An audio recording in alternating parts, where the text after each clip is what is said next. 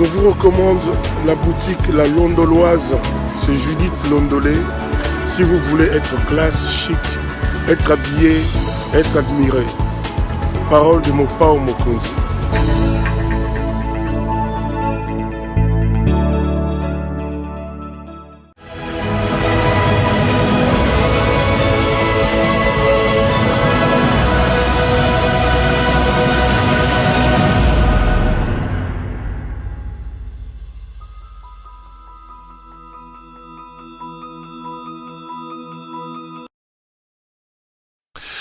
Madame, Messieurs, bonjour et bienvenue à ce nouveau numéro de l'émission d'Écrit Info, ce magazine d'analyse d'actualité politique, sociale, économique et même juridique qu'on a lancé ici chez nous à CPL Télévision. Des questions très très importantes qui retiennent l'actualité dans plusieurs domaines sont mises sur la table. Nous tentons justement de les décortiquer en leur donnant un sens ou une forme, et selon nous, c'est d'ailleurs comme ça que chaque matin ou chaque soir, quand je viens dans le cadre de cette émission, j'ai l'habitude de dire que le Décrit Info, c'est le tempo de l'actu selon notre feeling. Ça veut dire quoi? Ça veut dire notre manière à nous de voir les choses, notre manière à nous de les ressentir et surtout notre manière à nous de les partager, notre manière à nous de les exprimer. Je suis très très heureux de vous retrouver dans le cadre de cette émission. Je voudrais donc ici, la main sur le cœur, vous dire merci pour l'énorme intérêt que vous n'arrêtez d'apporter au travail que nous faisons. Je voudrais ici vous dire merci pour vos encouragements, vous dire aussi merci pour vos nombreux messages, des reproches, des critiques. Parce que je pense que la critique, lorsqu'elle est faite de manière respectueuse, elle ne vise qu'une seule chose, c'est d'améliorer la situation. Et l'œuvre humaine étant imparfaite de nature, nous prenons avec les bras totalement ouverts toutes les critiques, toutes les remarques qui nous sont adressées, et dans la mesure du possible, nous tentons de les intégrer pour améliorer le travail que nous faisons, parce que le travail qui est fait ici est fait parce que vous êtes là. C'est comme ça que je dis toujours.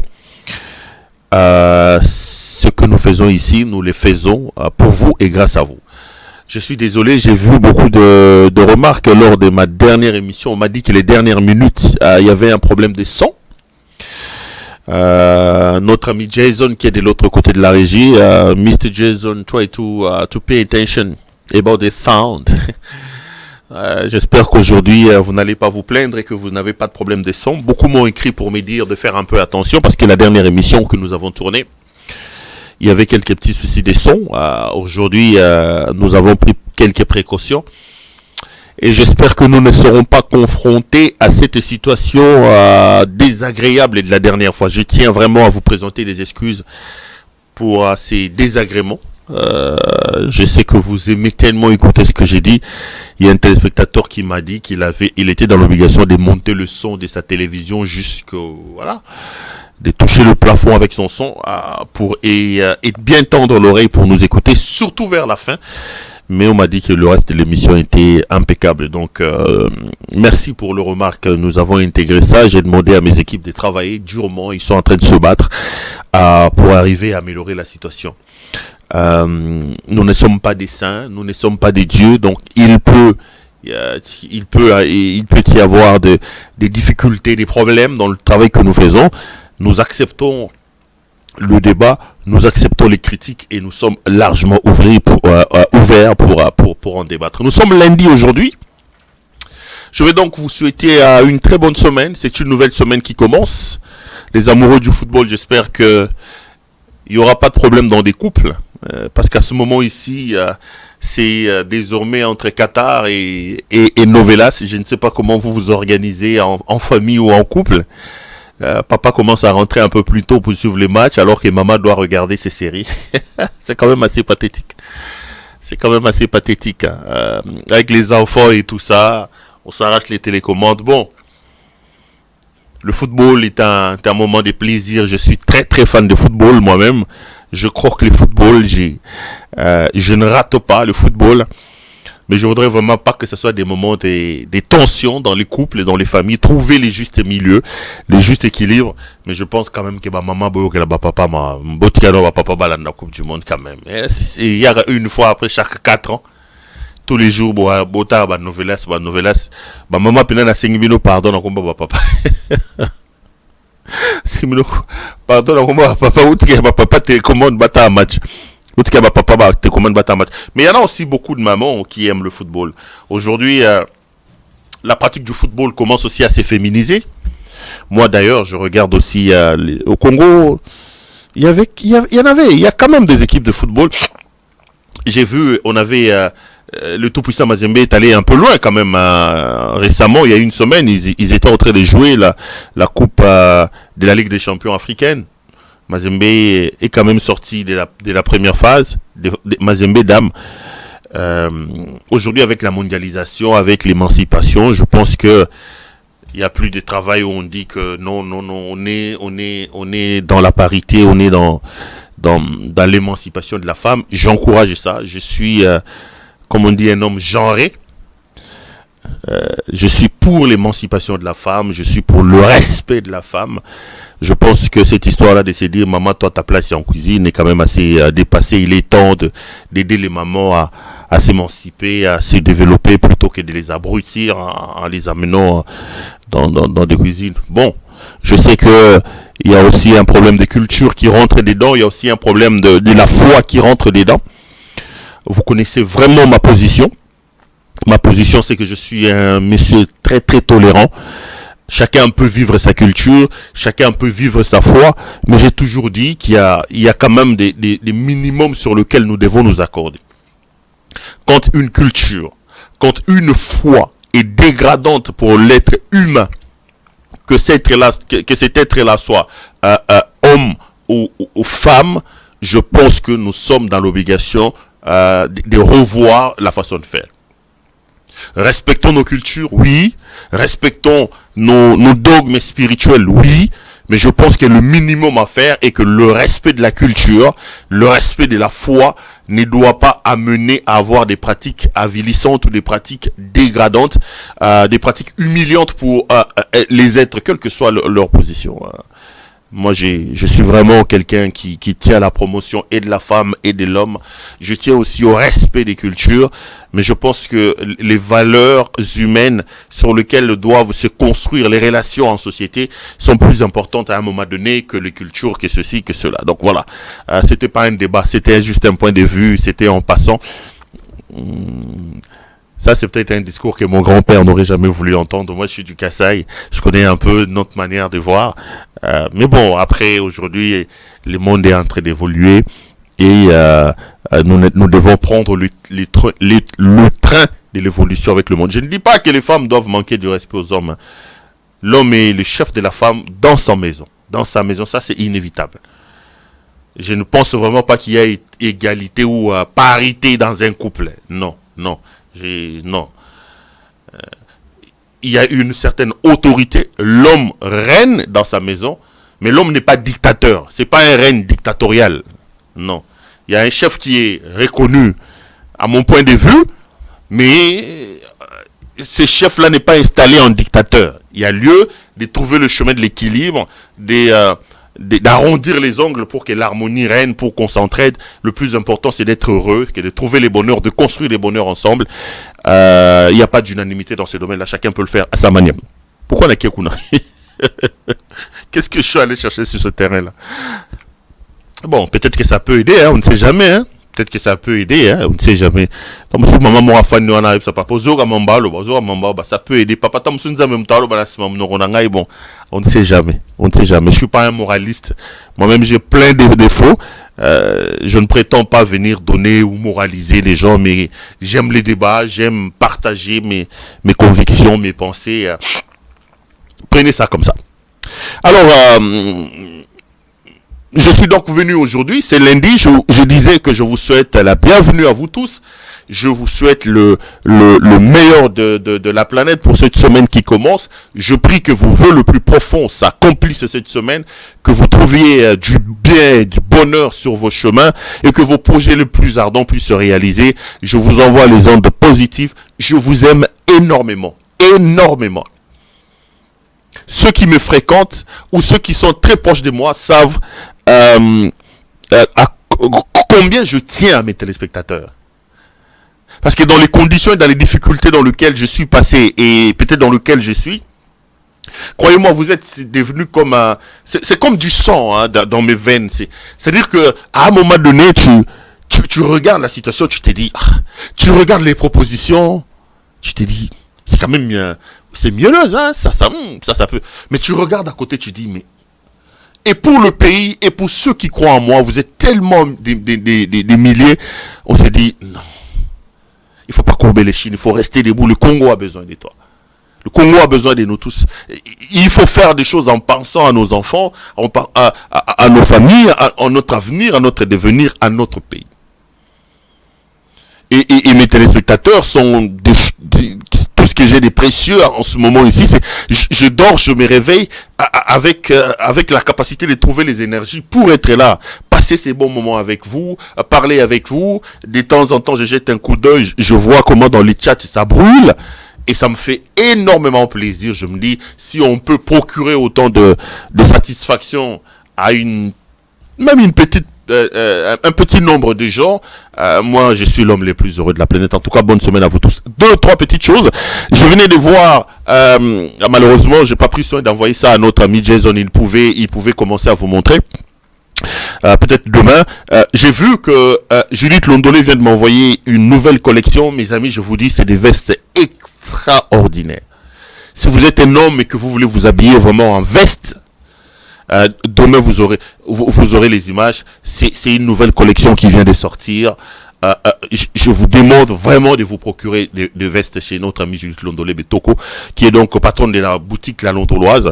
Si vous êtes un homme, vous voulez vous habiller, appelez Judith, regardez les numéros de la publicité que vous avez vus, allez là-bas, habillez-vous là-bas, achetez des vestes pour vos maris, pour vos frères, achetez des vestes pour vos parents, tout ce qui concerne l'habillement homme, des chemises, des ceintures. Il y a vraiment un nouvel arrivage et je vous dis que moi-même j'ai bavé quoi, je me suis dit waouh, ça c'est extraordinaire. La deuxième des choses que je vais vous demander, c'est de pouvoir vous abonner à notre chaîne CPL Télévision. Faites-moi cet honneur-là, faites-moi plaisir, abonnez-vous massivement, ça me fera énormément plaisir, ça me fera énormément de bien. Et puis la troisième des choses que je voulais vraiment la main sur le cœur vous demander, c'est de pouvoir liker la vidéo que vous êtes en train de regarder, liker cette vidéo, partager la vidéo. Et moi, ça me fera énormément plaisir, ça me fera énormément de bien et ça va nous épargner de certaines actions de malfaisance. Yabatomite malikundu, oyobako lukabasala contre biso. Voilà biloko mi balé misato onangana bisabino avant to bande d'émission. Donc je suis très très heureux de vous retrouver. J'ai quelques 3-4 sujets, je sais pas moi si ça sera 5, ça dépendra si le temps va nous permettre. Le premier sujet, c'est l'Est de la République démocratique du Congo. Vous connaissez ce que j'ai dit toujours. J'ai à un moment donné, aujourd'hui, je m'attarde plus à rappeler la situation dans l'Est de la République, parce que je suppose qu'aujourd'hui, cette situation, elle est tellement dégradante, elle est tellement catastrophique, qu'elle est même à la une de tous les médias. Je pense que quand on est Congolais, on a un cœur qui bat sur l'Est de la République.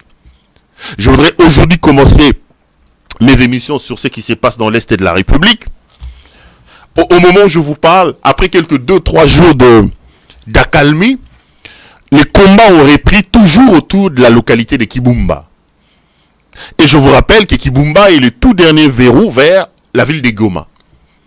Kibumba est à peu près à 20 km et c'est le tout dernier verrou lorsqu'on vient du territoire de Rutshuru pour aller à Goma. Il y a eu une accalmie. C'est 2 jours, je crois, mais j'ai appris que depuis hier, la nuit et ce matin, il y a encore de nouveaux affrontements entre d'un côté les forces armées de la République démocratique du Congo et de l'autre les rebelles des M23, soutenus par le Rwanda. Il y a beaucoup de choses à dire là-dessus. Aujourd'hui, le président kenyan, qui est arrivé hier soir à Kinshasa, a repris l'avion pour rentrer au Kenya. Ils ont tenu ensemble un point de presse avec M. Tshisekedi. Je vais en parler d'ailleurs dans ces chapitres consacrés à la guerre dans l'Est de la République. Mais entre-temps, je vous amène d'abord un peu plus loin. Je vous amène encore un peu plus loin, c'est-à-dire à Djerba, où s'est tenu en Tunisie le 18e sommet de la francophonie, qui est donc cette organisation qui regroupe les pays ayant en partage la langue française. Ils se sont retrouvés en Tunisie et la République démocratique du Congo était représentée par son premier ministre, M. Sama Lukonde Jean-Michel. Et Jean-Michel Sama Lukonde a refusé de paraître dans la photo finale de ces sommets-là. J'ai vu beaucoup de Congolais, donc moi-même, être fier parce qu'on s'est dit qu'il a plutôt refusé de s'afficher avec le Rwanda. Mais après, Jean-Michel Sama Lukonde lui-même a fait une interview. Je vous propose de regarder ces petits extraits que mes équipes et moi ont choisi sur le passage. C'était hier, je crois, sur le journal des TV5 Monde Afrique, le journal Afrique des TV5 Monde. C'est que Jean-Michel Sama Lukonde dit sur son geste. Je reviendrai et puis on va continuer. Si la réalisation est d'accord avec moi, regardez Sama Lukonde. Et regardez cette image, la photo de famille des chefs d'État et représentants de la francophonie boycottés par le Premier ministre congolais, c'était hier matin. Vous allez voir à l'image son emplacement vide donc. Ce soir, notre invité est le Premier ministre congolais, Monsieur Sama Lukonde, bonsoir.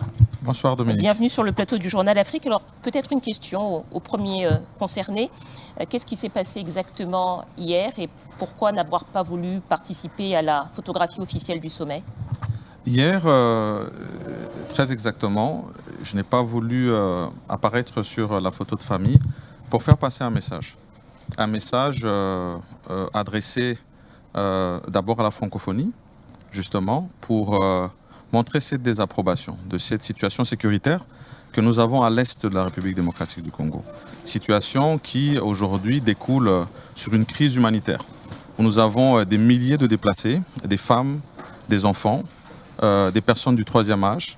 Et pour toutes ces personnes qui se retrouvent aujourd'hui à l'extérieur, hors de leur milieu de vie naturel, avec des intempéries et parfois des maladies, il y a une attention particulière à avoir. Parce qu'au-delà de la question sécuritaire, nous pensons que la question humanitaire doit vraiment être prise en compte.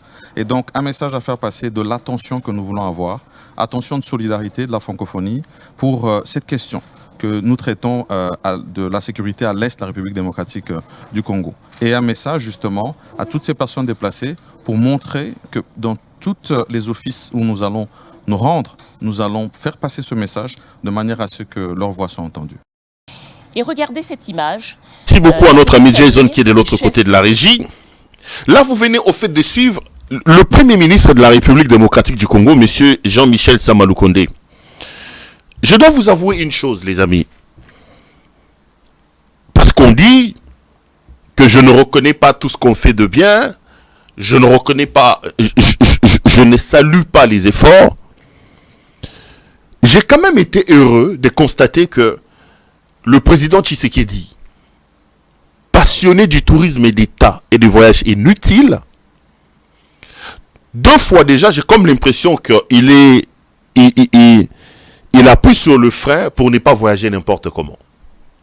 J'ai vu ici qu'il n'est pas parti en Égypte à la conférence des COP qui s'est tenue là-bas. Et là aussi, il a refusé d'aller en Tunisie pour participer au 17e sommet de la francophonie. Je lui ai dit ceci. Lorsque le président Tshisekedi a pris les pouvoirs, j'ai toujours dit, moi, Claude Pérolouara, ceux qui disent aujourd'hui que nous sommes des haineux, ce sont des personnes qui ne nous connaissent pas. Les vidéos sont tellement nombreuses. Allez sur ma chaîne YouTube, vous allez voir des vidéos, elles sont nombreuses. Et j'ai toujours répété que j'ai comme l'impression qu'eux-mêmes aussi, ils ressuscitent ces vidéos-là à satiété quand ils veulent démontrer ou, je ne sais pas moi, quel est l'objectif. Lorsque M. Tshisekedi prend le pouvoir, mes frères, je suis parmi les personnes, des nombreux, parce qu'il y avait beaucoup de personnes, de nombreuses personnes qui étaient heureux de voir le président Tshisekedi, fils de M. Etienne Tshisekedi Wamulumba, 37 ans dans l'opposition, prendre le pouvoir. Je vous ai toujours rappelé, mes frères, les vidéos peuvent en témoigner, que j'étais sur tous les plateaux de télévision des débats ici, moi croyant en Tshisekedi, contre les Alain Bouloudjoa, contre les gens du PPRD, et nous défendions à l'époque par conviction le pouvoir de M. Tshisekedi. Ça, c'est la preuve que quand quelqu'un vient vous dire que ce que nous disons ou ce que nous faisons, nous les faisons pour l'argent, n'allez pas chercher loin, il faut lui poser la question. Si effectivement, dire ce que j'ai dit, je l'ai dit par rapport à l'argent, Tshisekedi est président de la République, il faut lui poser la question, il faut poser la question à son entourage une seule fois, pas deux, où je me suis retrouvé à un endroit, on me donne de l'argent parce que moi je dois aller parler, parce que j'ai été recruté. Lui qui est président de la République et qui détourne des centaines de millions de dollars américains n'a pas été généreux à me donner l'argent, ou n'a pas réussi à me garder dans son escarcelle pour de l'argent, c'est seulement les autres qui vont me donner. Donc, c'est un faux fuyant. Nous avons cru en M. Tshisekedi. Et à l'époque, quand il a commencé ses voyages, j'étais parmi ceux qui ont soutenu ces voyages-là. Je disais oui, il faut avouer qu'à un moment donné, surtout vers la fin de son mandat, l'ancien président Kabila vivait un peu en autarcie. Il a eu des problèmes avec la communauté internationale et je considérais que le Congo était un peu détaché de certaines réalités à l'international. Et Tshisekedi arrivant, surtout qu'il est venu dans un contexte assez flou, il avait l'obligation d'aller ravauder ses relations à problème à l'extérieur et il devait aussi s'assurer d'avoir des reins à l'extérieur. Parce qu'il était assez volatile, Kabila ayant le contrôle des tout, ayant dirigé le pays pendant 18 ans, il a fallu avoir beaucoup de partenaires à l'extérieur. Et je comprenais ces voyages-là. Jusqu'à un moment donné, j'ai dit que ça commençait à devenir un peu de trop. J'assume tout ce que j'ai dit. Et je prends pour preuve les anciennes vidéos. Pourquoi ça devenait trop ? Et c'est là que j'ai effectivement compris, en réalité, les voyages de Tshisekedi étaient des voyages touristiques. Mais ce n'était pas des voyages d'État, des voyages des... Parce que monsieur voyage avec 80 personnes, pour la plupart des amis, des copains, pour des bêtises. Et à son temps déjà, j'alertais, je disais, écoutez, les voyages, c'est bon. Mais le grand travail à faire, c'est sur le plan interne. Vous pouvez faire 100 000 voyages, mes chers frères. Mais dans un pays où il n'y a pas la sécurité, dans un pays où la justice est instrumentalisée comme la nôtre, dans un pays où tout investissement est tributaire à des rétrocommissions, pour avoir tel document, il faut qu'on te donne l'argent. Il est difficile de garantir des investissements et d'être un pays attrayant, capable d'attirer les autres à venir investir. Le terrain n'est pas propice aux investissements. L'argent n'aime pas les bruits. Et c'est l'erreur. C'est pas l'erreur. Félix n'a pas de compétences. Il n'est pas à sa place. Il fait des choses qui... Je vais être gentil. Je ne vais pas sortir le mot qui me traverse la tête. Mais c'est pas l'erreur. C'est les insuffisances. Il n'est pas capable à un moment donné de comprendre que lorsqu'on est chef d'État, il y a des choses qu'on ne fait pas, il y a des choses qu'on fait. On doit avoir un canevas, on doit avoir des objectifs à atteindre. Non, ici la gouvernance se résume en la jouissance et en l'enrichissement illicite. On ne peut pas croire que parce qu'on fait 100 000 voyages à l'extérieur, ces voyages-là peuvent vous apporter quelque chose dès lors que le terrain sur lequel ce que vous allez chercher à l'extérieur doivent venir implanter n'est pas un terrain arable. Donc le grand travail, c'est de travailler à l'intérieur du pays, assainir le climat des affaires, avoir une justice indépendante, retrouver la sécurité et la paix, lutter contre la corruption, mettre en place le mécanisme attrayant qui pousseront. On n'aura même pas besoin de voyager en ce moment-là. On ne va pas voyager, on ne va pas chercher à voyager. Le terrain sera tellement fertile que ceux qui ont des grains se verront dans l'obligation de venir planter chez vous. Il détruit la structuration intérieure. Il détruit le climat des affaires avec tous les chécouleurs et tous les voyous qu'il a ramenés de l'Europe qui ne sont là que pour des copes. Il pense qu'en voyageant, en faisant le tour du monde, ça va lui apporter rien. Ça ne va pas apporter. Excusez-moi. Ça ne va rien apporter. Ceci, je l'ai dit pour vous démontrer effectivement que les voyages que le président Tshisekedi fait, c'est des voyages touristiques, des voyages inutiles qui n'apportent rien à la République. Bien au contraire. Il vide les caisses de l'État, les réserves, parce qu'un voyage lui coûte pas moins de 2,5 millions de dollars. Il part avec des vides qu'il va aller dépenser dans des pays où il va voyager. Il désarticule donc le cadrage macroéconomique et la balance monétaire dans le pays à cause de ces voyages inutiles. J'ai rigolé avec un ami, j'ai dit, mais il faut être Tshisekedi pour prendre plus de 4 millions de dollars et aller dépenser à Marbella.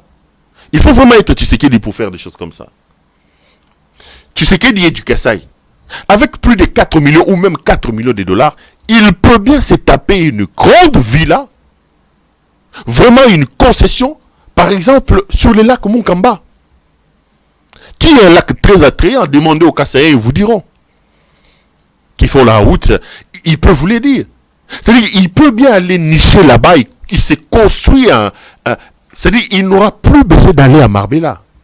Il va commencer à passer ses vacances là-bas. C'est plaisant, la nature, c'est beau. Mais la jouissance et le besoin de prouver qu'il est arrivé l'amène là-bas. Donc, quand j'ai vu qu'il n'a pas voyagé pour la Tunisie, et pour l'Égypte et pour la Tunisie, je me suis dit, waouh, ça c'est quand même des choses qu'il faut saluer. Je reviens à ce que je disais sur la Tunisie.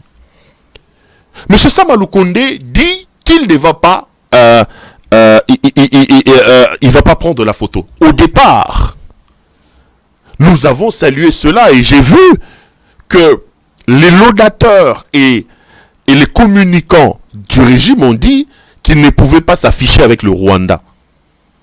Mais cette interview d'hier vient balayer effectivement tout le courage qu'on attribuait à Samalou Kondé. Beaucoup de Congolais ont cru que le refus de notre Premier ministre de s'afficher dans cette photo-là, c'est parce que Paul Kagame était là. Mais lui, dans son interview, a botté en touche en expliquant qu'il était là plutôt pour passer un message sur des problèmes humanitaires qui... Nulle part, sauf si je me trompe ou que je n'ai pas bien regardé l'interview, faites-le moi savoir, on sent ou on entend M. Samalou Kondé dire qu'il refusait. Et d'ailleurs, il a été rattrapé comme Jason est en train de vous montrer là-bas. Parce que maintenant, des photos de lui en train de parler calmement avec M. Paul Kagame sont sorties. J'ai vu les gens dire, mais pourquoi refuser de prendre une photo avec M. Samalou Kondé, avec M. Paul Kagame, alors qu'on peut en prendre, on peut discuter, on peut rigoler avec lui. Voilà ce qui se passe. Donc en réalité, il vient contredire en disant que le refus d'aller prendre le photo n'avait rien avec le Rwanda, mais c'était plutôt un message qu'il voulait lancer, il voulait alerter le monde entier sur la situation humanitaire en République démocratique du Congo.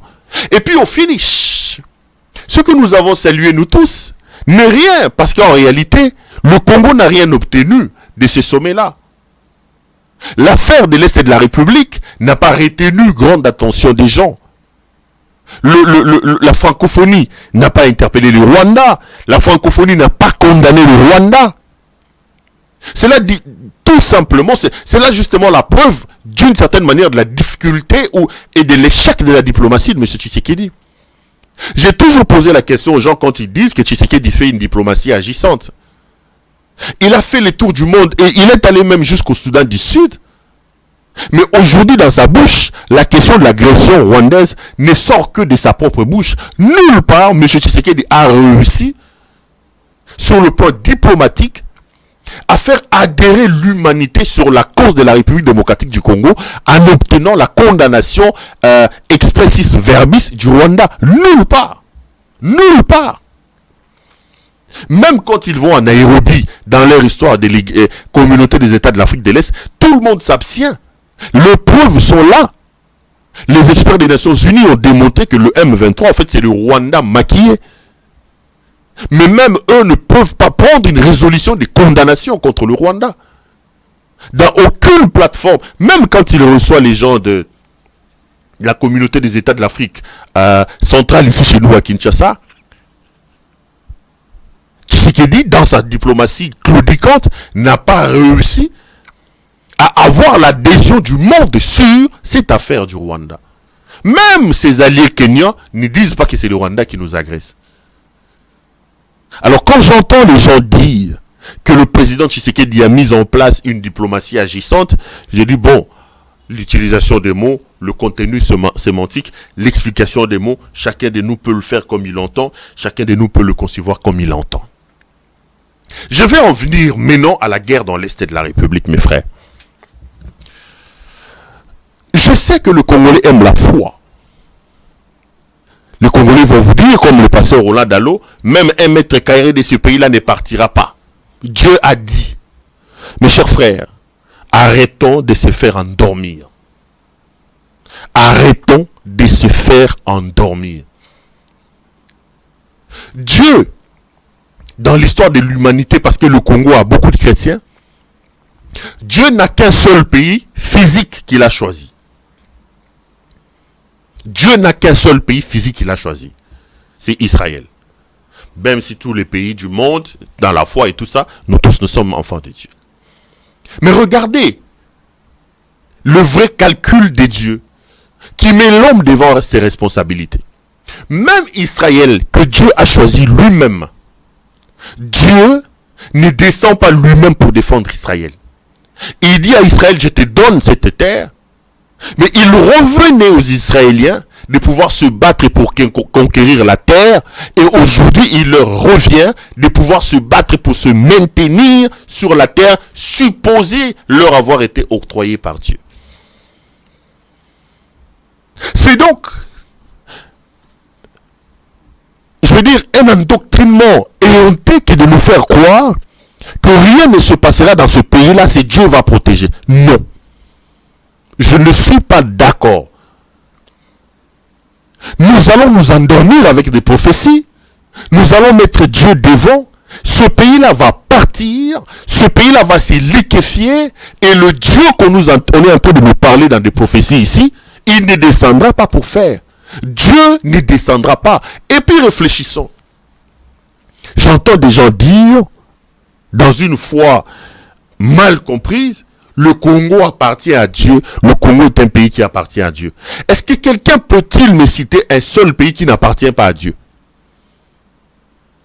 Quel est le thermomètre qui démontre, je ne sais pas, Liliane Ka, Sobosam, Melara, Naba, Poumaski, Naba, qui quitte, Naba, Emerance, Bouzi, ça, va.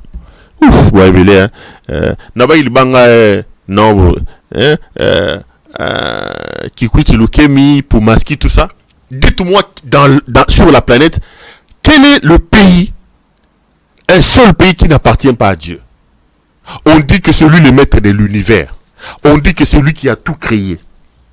On dit que c'est lui qui a tout créé.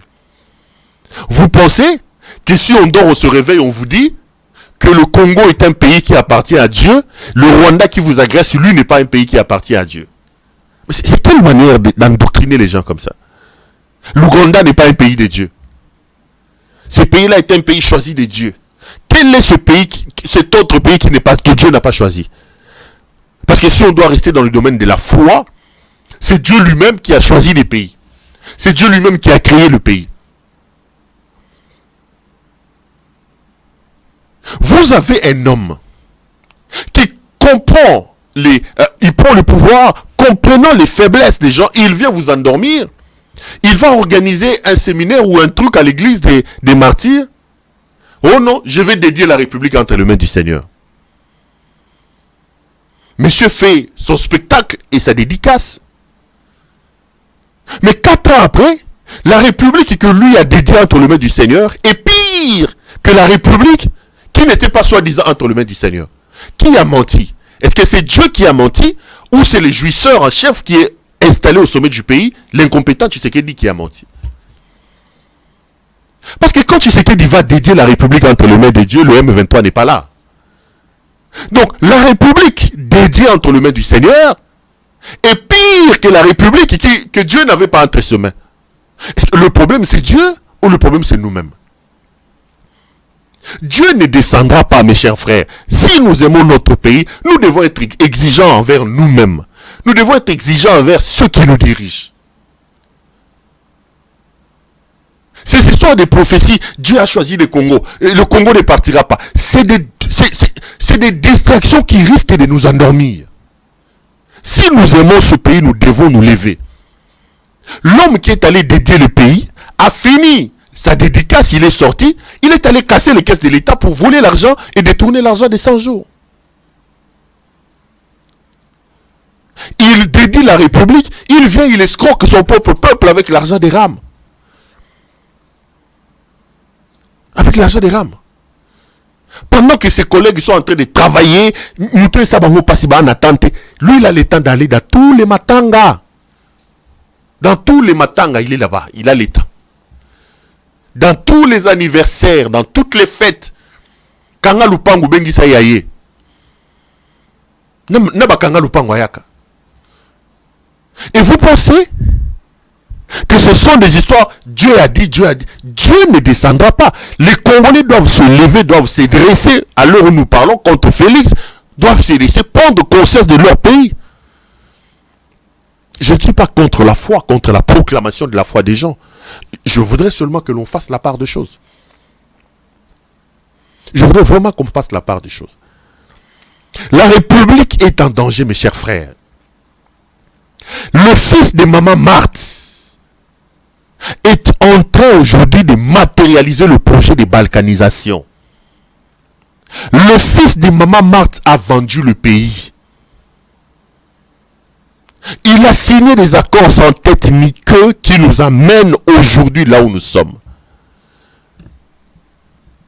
Arrêtez de dormir avec cette histoire de Dieu. Dieu ne va pas descendre en personne pour aller se combattre et pour aller sauver la République. Dieu ne va pas descendre. Dieu a fait sa part. Nous comme peuple, nous comme citoyens, nous avons aussi notre part de responsabilité à accomplir. Je n'ai pas envie de s'aimer le désespoir dans vos cœurs. Mais mes chers frères, je ne vois pas comment M. Tshisekedi, qui est le problème, parce qu'il faut le savoir, que l'insécurité et la guerre dans l'Est de la République portent un seul nom, portent une seule signature, Félix Antoine Tshisekedi Tshilombo. Notre problème, c'est lui. Je vous ai étalé ici tous les jours les accords irréfléchis à l'alambiqué. Et c'est d'ailleurs ces accords-là que le Rwanda est en train de se faire prévaloir. De ces accords-là en disant, regardez, regardez. Regardez, regardez. Et je ne vois pas comment le problème peut aujourd'hui être la solution. Le mur vers lequel la République fonce, la balkanisation qui pointe à l'horizon par rapport à ce pays, s'appelle Félix Antoine Tshisekedi Tshilombo. Moi, je suis Congolais, je voudrais que nous puissions nous en sortir grand de cette situation, mais avec les fils de Maman Marthe, je ne vois pas. J'aimerais qu'ils me surprennent. J'aimerais qu'ils me surprennent. Regardez. La guerre a commencé. M. Tshisekedi a cru que c'était de la blague. Parce qu'en pleine guerre, il s'est même permis d'aller boire et de manger à Marbella. Aujourd'hui, nous sommes dans une situation d'avancée terrible des forces des M23. Tshisekedi, je vous l'ai dit, il est incapable de faire passer au niveau de la communauté mondiale la thèse d'une agression rwandaise. Parce que tous les voyages qu'il a fait n'ont rien apporté. Les gens vont me dire, écoutez Pérou, tu en fais un peu de trop quand même. Nous sommes pendant la période des guerres. Tu ne dois pas démobiliser les gens. Aujourd'hui, ce qui nous intéresse, ce ne sont pas tes critiques à Tshisekedi. Ce qui nous intéresse, c'est de demander aux Congolais de se battre pour leur pays. Arrête de faire ça. C'est le genre de critiques que j'entends souvent. En fait, en réalité, on veut me demander d'être hypocrite. Malheureusement, je ne le suis pas. On veut mettre dans ma bouche la démagogie. Je ne suis pas un démagogue. J'ai mes convictions, ma réflexion que je partage avec vous. Ces convictions-là peuvent être vraies, peuvent être fausses, peuvent s'avérer vraies, peuvent s'avérer fausses après. Au moins, je les aurais partagées. Je ne peux pas croire à une mobilisation d'un homme qui est le problème et qui visiblement n'a pas de ressources pour résoudre ce problème-là. Et je vais vous étaler le preuve. Il a pris la République, il est allé faire adhérer la République à la communauté des États de l'Afrique de l'Est. Aujourd'hui, ces États-là sont en train de jouer au jeu des cache-cache, chacun avec ses intérêts, sans pour autant qu'ils nous apportent la solution. Comment est-ce qu'on peut croire à la sincérité, à l'honnêteté et à la bonne foi des États de la communauté des États de l'Afrique de l'Est, quand on sait que parmi ces États-là, la plupart sont en très bonne relation avec les Rwandais, et la plupart soutiennent même le M23. Comment on peut croire qu'une armée étrangère pourra venir aider à combattre le M23? Et dans cette armée-là, vous avez l'Ouganda qui a d'ailleurs ouvert ses frontières pour que le M23 traverse, arrive au Congo. Dans cette armée-là, vous dites que le Rwanda ne va pas partager, mais vous faites les Rwandais de la plaque tournante, on dit qu'il va participer au renseignement. Mais la guerre se fait sur base des renseignements. Et le Rwanda, et la communauté des États de l'Afrique de l'Est, et tout ça, en réalité, quand vous regardez avec certaines lunettes, vous vous rendez compte effectivement que c'est eux le problème, et Tshisekedi lui-même. Le problème ne peut pas à la fois être la solution. Tshisekedi est bloqué. Je ne vois pas comment il va s'en sortir. Il a insulté notre armée, il a pris tous ses espoirs, il a placé sur les épaules du Kenya, en nous présentant le Kenya comme une force. Il a même dit en souriant que le Kenya va rentrer par Bunagana. Aujourd'hui, les Kenyans sont au Congo. Ils ne sont pas rentrés par Bunagana. Et n'oubliez pas que la semaine passée, le colonel commandant des troupes kenyanes qui arrivent au Congo a dit que les affrontements, donc la guerre frontale avec le M23, est seulement la troisième option pour eux. La troisième option pour eux. Et d'ailleurs, il est allé plus loin en disant, même s'il y a quoi, le Kenya va protéger l'aéroport, certaines infrastructures. Est-ce que le Kenya est arrivé parce que nous, on avait des problèmes de protection de notre aéroport? Ou le Kenya est-il venu pour combattre et aider le Congo à chasser le M23? Mais Tshisekedi qui est à la tête du pays, il y a quelques mois, il croyait naïvement et aveuglément, il faut être Tshisekedi pour penser et croire comme ça, que le Kenya va rentrer par Bunagana et que le Kenya va faire la guerre pour chasser le M23. Quant à cette époque-là, je disais ici que c'est une mauvaise option, il m'avait insulté. Aujourd'hui, les éléments sur le terrain commencent à me donner raison. Ces armées-là vont venir, chacun, ils vont se partager le Congo, chacun va rester sur son coin, chacun va faire son problème. Aujourd'hui, le président Ruto, le président kenyan, était arrivé au Congo hier. J'ai suivi sa conférence de presse en direct à la RTNC. Un confrère, M. Mulumba, du potentiel, lui a posé la question sur la vraie nature du mandat des troupes kenyan. Et il a dit qu'il y a eu polémique après les déclarations du colonel commandant les troupes kenyanes au Congo. Quelle est la vraie nature, la nature du mandat des soldats kenyans? Sont-ils arrivés pour faire une zone tampon? Sont-elles là pour faire les opérations de combat? Mais il a fui ça diplomatiquement. Il a donné une réponse vague. Allez regarder. Il a vraiment usé de la diplomatie en disant non, nous sommes là pour imposer la paix. Quand ils disent pour imposer la paix, c'est-à-dire quoi? On vous pose la question, est-ce que vos troupes vont combattre sur le terrain? Il rappelle, n'oubliez pas que nous sommes là sur base d'un mandat de la communauté des États de l'Afrique de l'Est. On sait que le Congo a des problèmes. Beaucoup d'efforts sont fournis pour ramener la paix dans l'Est de la République démocratique du Congo. Mais je suis en train de relayer ce qu'il a dit. Mais ces efforts-là ne sont pas suffisants. Les troupes vont participer dans le cadre de cette émission-là pour imposer la paix. Qu'est-ce qu'on entend par imposer la paix?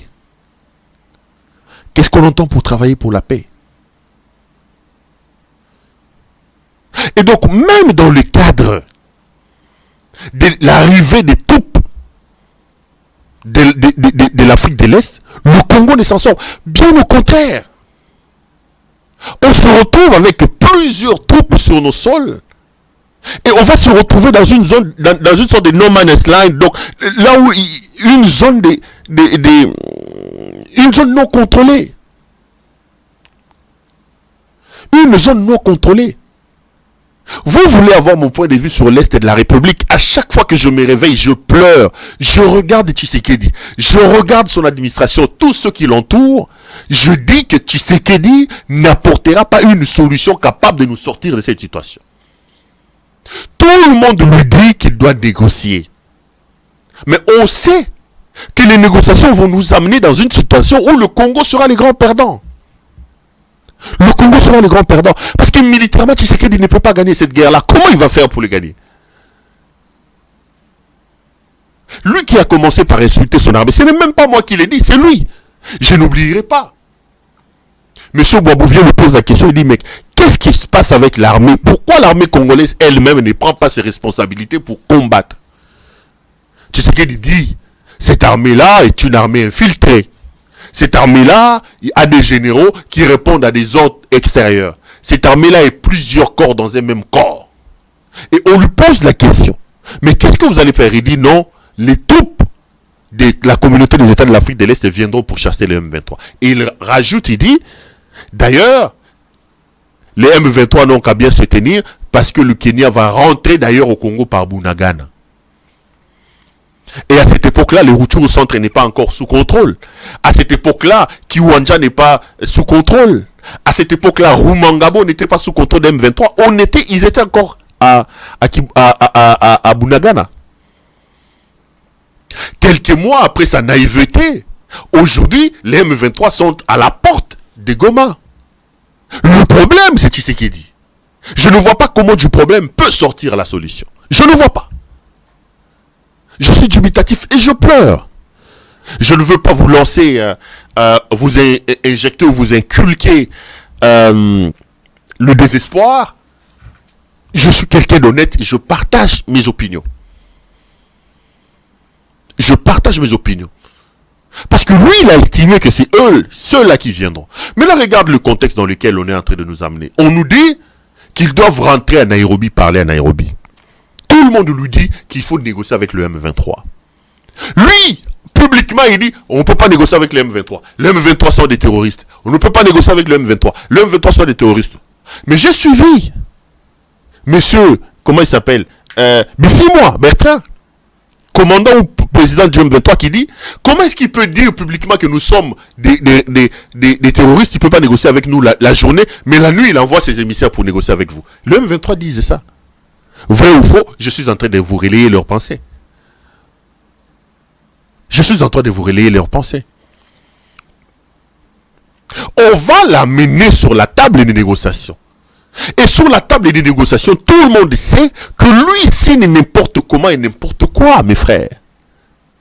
La table des négociations, on va lui opposer des accords qu'il a signés. En fait, c'est ça le problème. Il a pris le pouvoir en 2019. Un mois plus tard, il était au Rwanda par Biselele et Vital. Il a donné des garanties. 2-3 mois après, lui-même, il est allé au Rwanda. Il a pris des engagements là-bas. Il a ouvert nos frontières clandestinement. L'armée rwandaise est rentrée pour aller chasser les FDLR. Quelques temps après, mes chers frères, il est réparti au Rwanda, où il a encore signé des accords. Excusez-moi, je suis désolé, je ne savais pas que mon téléphone n'était pas sous silencieux, je vais le faire. Voyez-vous? Et il a ouvert la République. Il a pris l'or du Congo, il a donné au Rwanda. Il a ouvert nos frontières. Il a autorisé le Rwanda à surveiller. C'était pas gratuit. Tshisekedi, au fait, il a cru. Dans un contexte où il n'était pas sûr des personnes. Il a cru s'enraciner auprès du Rwanda pour assurer sa survie et la survie de son pouvoir. Et en le faisant, il ne s'est pas soucié de l'intérêt de la République. Il est allé en Ouganda, il a pris des engagements. Il a donner des espaces entiers en Ouganda. L'Ouganda doit construire des routes chez nous, les Rwandais. Je vous ai donné ici la cartographie, le chronogramme des accords que monsieur a signés. Il a créé une sorte de tribouille autour de cette partie-là. Et je vous dis la main sur le cœur, moi quand je me réveille chaque matin et que je me rends compte que le fils de Maman Marthe est encore au pays, au pouvoir, je me dis mon pays est mal barré, mon pays est mal embarqué.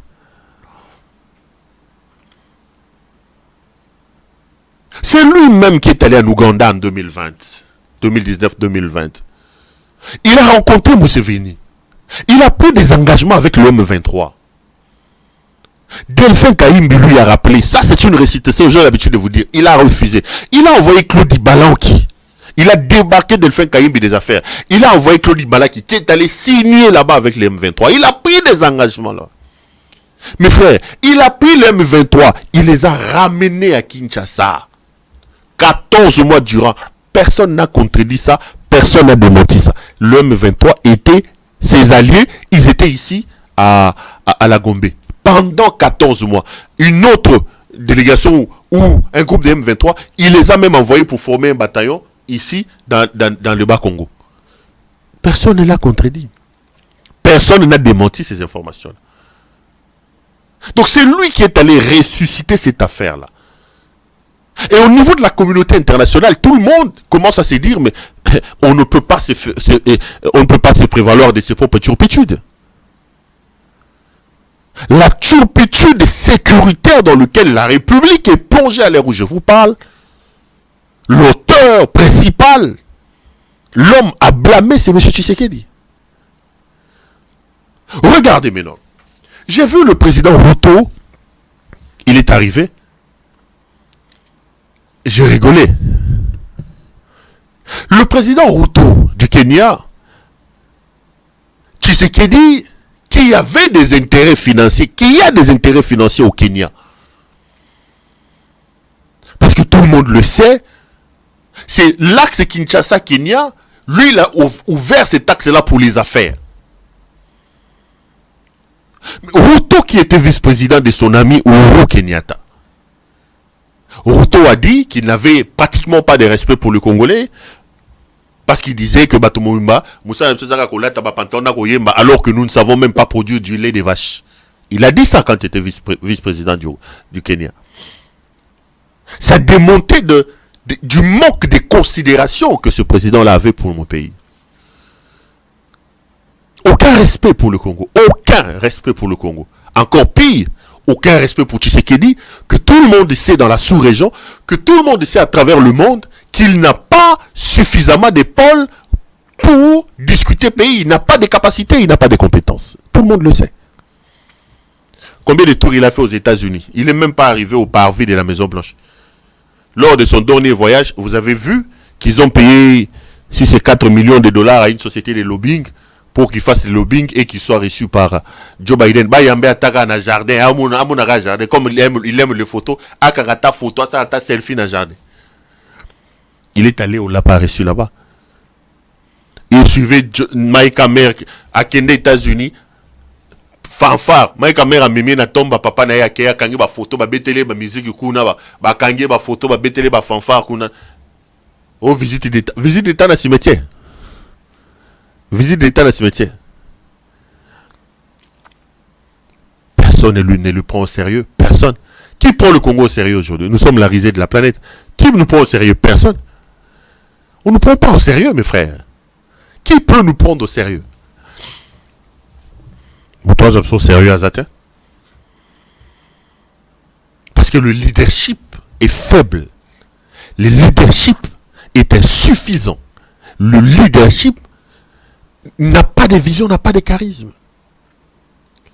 Maintenant, Ruto devient président de la République. Tu sais qu'il pense vraiment que nous pouvons aveuglément compter sur cet homme qui, tout en étant vice-président du Kenya, ne s'était pas empêché de cracher sur le Congo. Vous pensez que Ruto va envoyer les Kenyans mourir chez nous? Vous pensez? Je ne suis pas naïf comme Tshisekedi.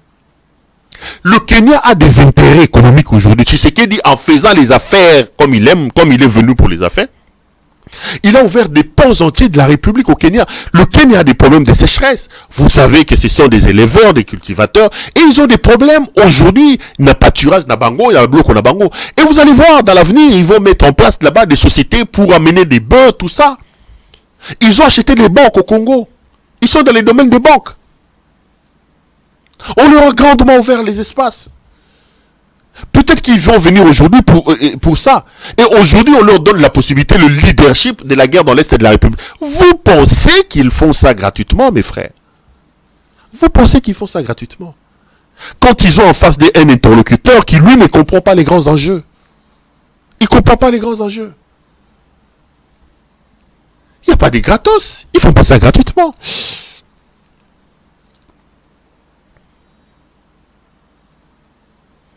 La République est dans la rue, mes frères. Vous voulez avoir mon point de vue sur l'Est de la République? Je pleure.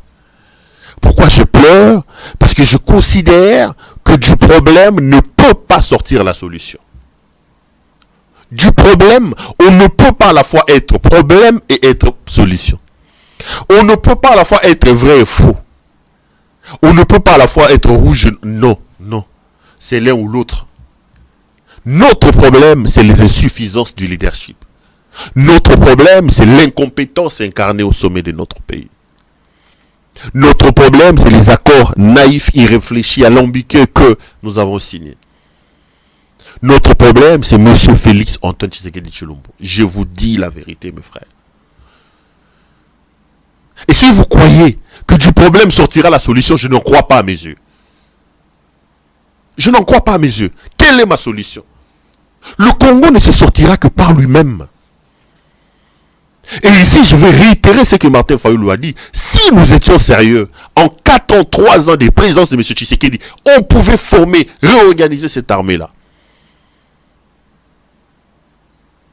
Rien que pour de la part de l'argent détourné, en termes de millions et de milliards, nous pouvions équiper notre armée, nous former des bataillons, des gens payés, équipés, parce qu'on sait que nous sommes un pays qui est au carrefour des grands enjeux économiques du monde. Nous ne pouvons pas empêcher l'humanité de pouvoir envier chez nous. C'est comme ça que ça fonctionne. Le problème, ce n'est pas les autres, le problème, c'est nous-mêmes. Le problème, c'est nous-mêmes. Nous ne pouvons pas compter sur les autres et les dire aussi publiquement. On cache sur notre propre armée. Et aujourd'hui, je vois les gens, Mouyaya, lui aussi peut-être qu'il cherche à se faire un peu de pognon derrière cette guerre ici. Il dit, oh non, on lance Bendele Kouyate. Mais comment Bendele Kouyate quand le commandant suprême, lui-même, commandant suprême des forces armées, crache sur ces forces armées-là et dit à l'humanité tout entière que cette armée a des problèmes? Mais Bendele Kouyate n'est pas bande. Bendele Kouyate n'est pas. Et Kouyate n'est pas. Maintenant, entre la mobilisation, le soutien au FARDC et les insultes, la déconsidération que le président de la République lui-même a face à cette armée-là, vous mettez le peuple devant quel dilemme? Devons-nous soutenir une armée qui n'est pas forte, qui n'est pas formée, une armée qui est infiltrée, telle que l'a dit les commandants suprêmes, une armée qui est plusieurs corps dans un même corps? Quand on dit que son armée est une sorte de fantôme, plusieurs corps dans un même corps, on veut dire qu'il ne règne pas de la discipline. Or, tout le monde sait que la discipline, c'est la mère des armées. Comment peut-il dire en public que cette armée-là a des généraux qui ne répondent pas aux ordres hiérarchiques, ils reçoivent des ordres à l'extérieur ou ailleurs? Et vous pensez qu'aujourd'hui, vous allez demander aux gens, comme par magie, allez, Bendele Kouyate. Comme si c'est de la proclamation, c'est une prophétie, Bendele Kouyate. Non, non. La République est en danger, mes frères. Le fils de Maman Marthe est un problème pour nous tous. Je vous l'ai dit et je vous le réitère. Si vous aimez le Congo, si vous aimez le pays, nous devons nous tous nous dresser contre M. Tshisekedi. Notre problème à l'heure où je vous parle, s'appelle Félix Antoine Tshisekedi Tshilombo. C'est lui le problème. C'est lui le problème. Du problème, la solution ne sortira pas. Si Félix Tshisekedi veut se sortir de cette guerre, on va lui imposer à négocier avec le M23 et à respecter les accords qu'il a signés. C'est vers là qu'on est en train de tendre. Ces accords stipulent que les M23 doivent revenir au pays, doivent être intégrés au sein de l'armée à leur grade. Et lui, il a pris les engagements de respecter ça, mes frères. Il a pris les engagements de respecter ça. Ces accords, c'est que le Rwanda doit continuer à raffiner l'or du Congo. Le Rwanda doit avoir comme pôle de son axe d'aviation Goma, où Tshisekedi leur a donné Goma comme leur point pour leurs avions. On doit continuer la route de Kasindi avec l'Ouganda, on doit continuer ceci. Ce sont là les engagements que monsieur a pris. Et nous allons vers ça, on va les lui imposer. Parce que s'il ne le fait pas, vous allez voir, on va laisser le M23 prendre Goma. Le problème, c'est de nous mettre à genoux. Et là, nous sommes en position de faiblesse. Faiblesse d'abord par rapport à l'incompétence de celui qui est au sommet du pouvoir. Faiblesse par rapport aux accords qu'il a signés. Faiblesse par rapport à cette armée que lui-même, il est en train d'insulter. Faiblesse. Il y en a plein comme ça, des faiblesses.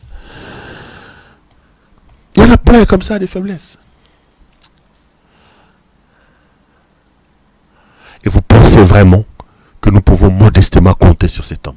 Non, mes frères.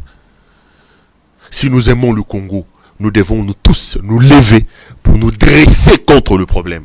Et je l'ai dit et je le répète, notre problème à nous pour les moments, c'est M. Félix Antoine Tshisekedi Tshilombo. C'est lui le problème. Aussi longtemps que ce monsieur-là sera là, et je l'ai toujours dit, 1 minute, 1 seconde, je sais pas moi quoi, tiers, c'est que monsieur passe à la tête de mon pays, c'est un problème. Il nous crée des problèmes, il crée des problèmes.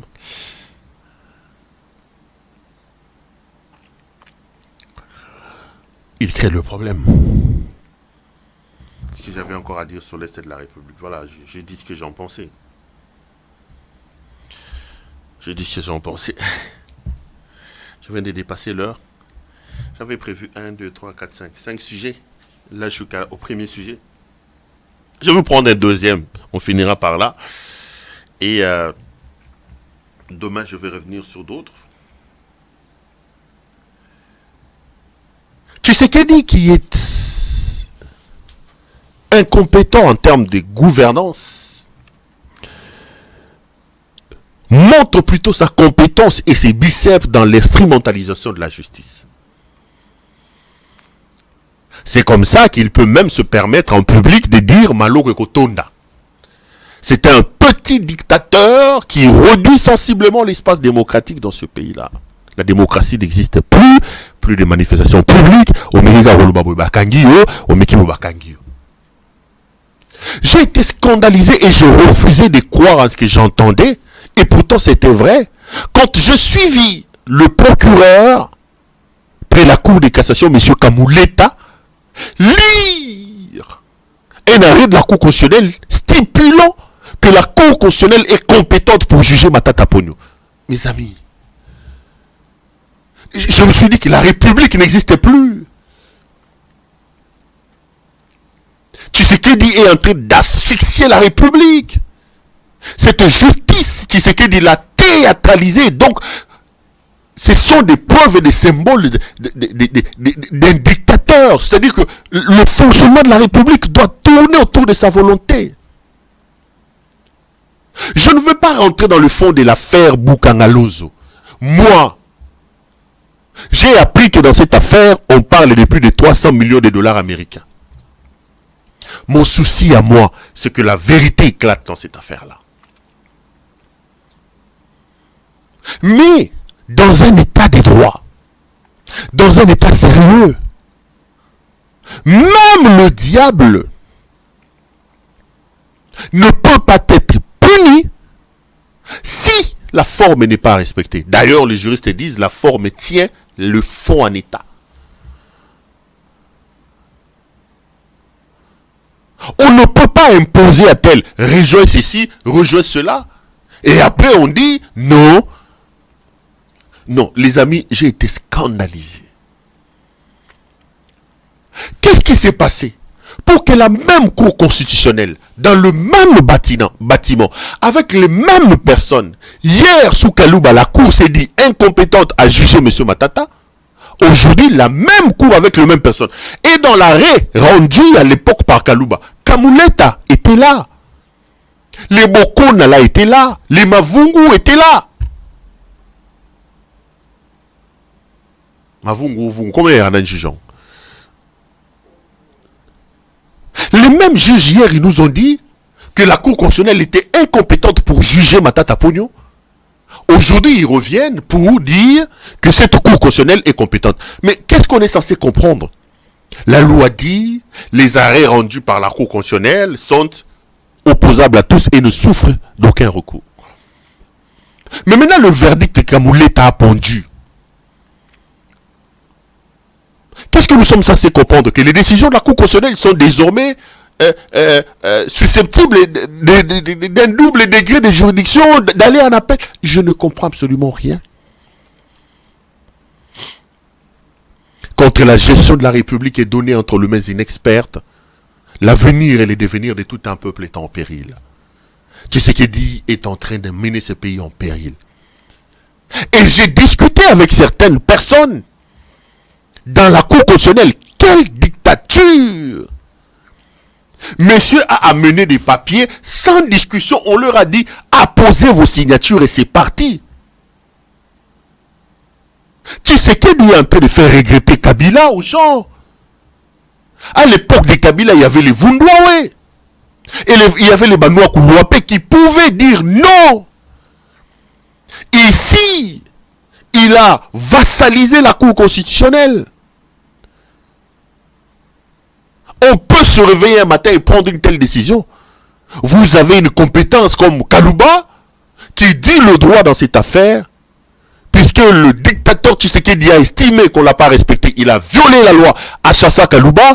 Il prend maintenant un robot qui est là pour obéir au droit et à la lettre à ce qui s'est dit. Et on vient de prendre maintenant un arrêt. Mais attendez. Vous pensez que cette Cour constitutionnelle-là, qui peut faire des preuves de telle monstruosité en termes d'arrêt, vous pensez que cette Cour constitutionnelle-là va un jour, avec Kamuleta, dire que M. Tshisekedi a perdu aux élections? C'est d'ailleurs ici l'occasion de lancer un appel pathétique à tous les Congolais. Il y a des choses pour lesquelles nous devons nous départir de nos casquettes, des politiciens, de l'amouka, de ceci. Ici, la République est en danger. La Cour constitutionnelle est la plus haute cour du pays. Lorsque elle est délocalisée et que Tshisekedi transforme ça en une scène de théâtre, nous tous dans notre âme, nous devons nous sentir concernés. Ici, il n'est plus question de Matata, que l'on soit Moïse Katumbi, Kabila, que l'on soit Fayoulou, que l'on soit qui que ce soit. Je pense que les esprits qui aiment le Congo doivent se lever pour dire non à la forfaiture que Tshisekedi est en train de faire à la Cour constitutionnelle. C'est inacceptable. Loin de nos couleurs et de nos tendances. Parce que la Cour constitutionnelle doit quand même être respectée. Et là, il déshabille la Cour constitutionnelle, il les rend ridicules. La même Cour dit qu'elle n'est pas compétente pour juger un ancien Premier ministre. On chasse Kalouba, on impose une autre personne, je veux dire, qui celle-là doit obéir à la lettre à ce que l'on dit. On revient quelque temps après pour faire dire à cette même Cour-là que maintenant, elle peut juger et contredire. Peut-être parce que il faut au maximum réduire les élections ne se gagnent pas par des coups, mes frères. Les élections ne se gagnent pas par le coup. Les élections, quand on est au pouvoir, c'est un problème de bilan. Tshisekedi aura du mal à avoir même 2%. Il était opposant, bénéficiant de l'aura de son père. Il n'a pas gagné les élections. Il est le fruit de la tricherie. Et maintenant qu'il a démonté ses incapacités, ses antivaleurs avec toute la bande qui l'entoure, maintenant vous pensez que Tshisekedi peut avoir 1% aux élections. Et là, la conséquence, c'est qu'on s'organise, on impose les gens à la Commission électorale nationale indépendante, on impose les gens à la Cour constitutionnelle, et voilà là où nous sommes, mes frères. Ce qui se passe actuellement à la Cour constitutionnelle est tout simplement scandaleux. Ici, ce n'est pas le problème de défendre Matata. Ce n'est pas le problème de dire... Le problème, c'est un problème des droits. On ne peut pas vassaliser, on ne peut pas clochardiser, je veux dire, on ne peut pas mettre la Cour constitutionnelle... Attends, c'est inacceptable. Si nous aimons nos pays, notre pays, je vous l'ai dit et je vous répète, moi, la maman Marthe.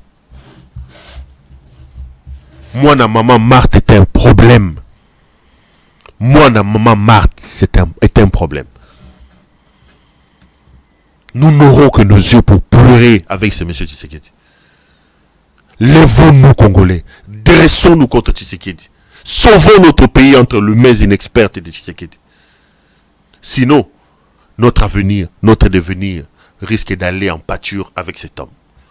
Voilà. Ça a été un grand plaisir pour moi de vous présenter cette émission. C'est lundi aujourd'hui, une fois de plus. Bonne semaine à vous. Retrouvons-nous demain pour un autre numéro. Bonsoir chez vous.